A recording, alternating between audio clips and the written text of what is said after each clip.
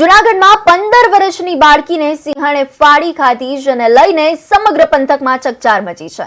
વિસાવદરના બરડિયા ગામની આ ઘટના સામે આવી રહી છે, જેમાં બાળકીને ગળાના ભાગે ગંભીર ઈજાઓ પહોંચતા કરુણ મોત નીપજ્યું હતું।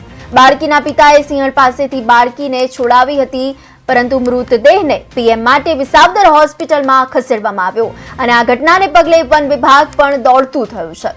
જૂનાગઢના વિસાવદરના બરડિયા ગામે એક ચોંકાવનારી ઘટના સામે આવી છે, જેમાં માત્ર 15 વર્ષની બાળકીને સિંહણે ફાડી ખાધી, જેમાં બાળકીને ગળાના ભાગે ગંભીર ઈજાઓ પહોંચતા કરુણ મોત નીપજ્યું છે।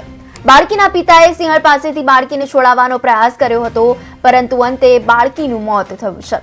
મૃતદેહને પીએમ માટે વિસાવદર સિવિલ હોસ્પિટલ ખાતે લઈ જવાયો અને આ બનાવને પગલે વન વિભાગ પણ દોડતું થયું છે અને વધુ તપાસ હાથ ધરી છે।